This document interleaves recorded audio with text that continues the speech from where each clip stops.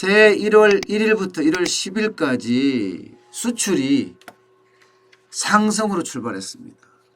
5.3% 늘었습니다.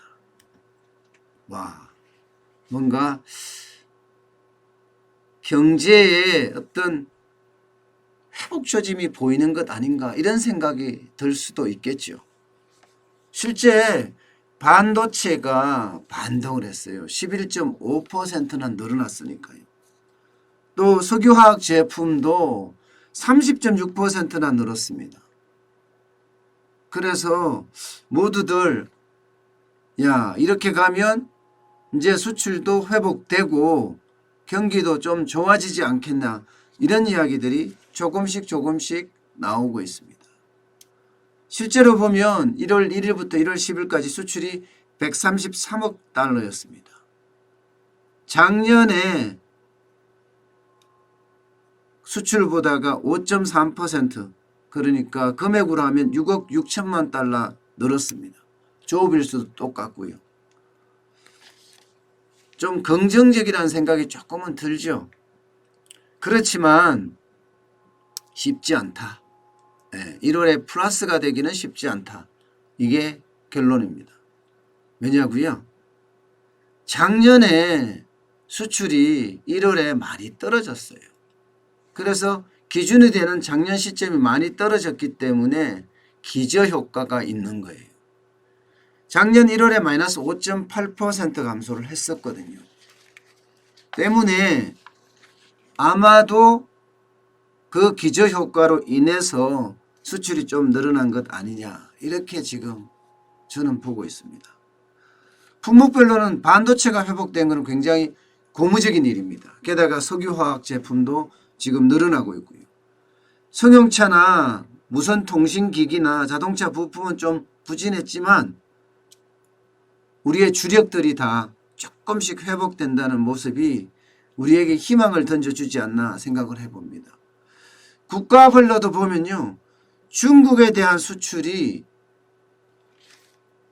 뭐라고 해야 되나요? 두 자릿수 감소해서 한 자릿수 감소로 확 떨어졌어요. 마이너스 3.5%요. 반면에 베트남에 대한 수출은 11.7%나 늘었고요.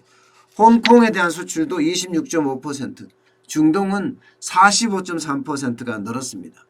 반면에 미국은 좀 떨어졌어요. 12% 떨어졌고요.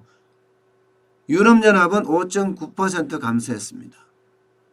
또 수입은요. 증가했습니다. 아무래도 수출이 늘어나니까 수입이 조금 증가하겠죠. 153억 달러 정도로 증가해서 5.7% 증가한 것으로 나타났습니다. 당연히 수입이 늘어났죠. 수출이 좀 조금밖에 못 늘어나서 무역 적자는 계속되고 있습니다. 무역 수지는 마이너스 20억 7,600만 달러입니다. 작년 1월보다 좀 늘었어요. 작년 1월엔 19억 1,400만 달러였거든요. 아마 중후반으로 가면서 조금 늘어나지 않겠느냐 하는 게 일반적인 전망입니다. 그렇지만 1월에 수출이 반등할지 이거는 저는 반등하지 않는다에 방점을 두고 있습니다. 그 이유가 2월에 있던 설날이 1월로 왔어요. 설 연휴가 보통 3.5일 정도 되거든요. 그러면 작년 1월보다가 3.5일 정도의 조업일수가 줄어들 수 있잖아요. 그렇게 되면 아무래도 수출에도 영향을 많이 미칩니다. 그래서 1월도 수출 감소가 될 가능성이 높아지는 거죠. 사실 지난해 12월부터 수출은 계속 감소했죠. 지난해가 아니고 지지난해죠. 2018년 12월이요. 그때 마이너스 1.7%였거든요. 그게 올 12월까지 계속 마이너스였습니다. 올 12월은 마이너스 5.3%였거든요. 아마도 1월에도 마이너스가 되지 않을까 그렇게 예상은 하고 있습니다.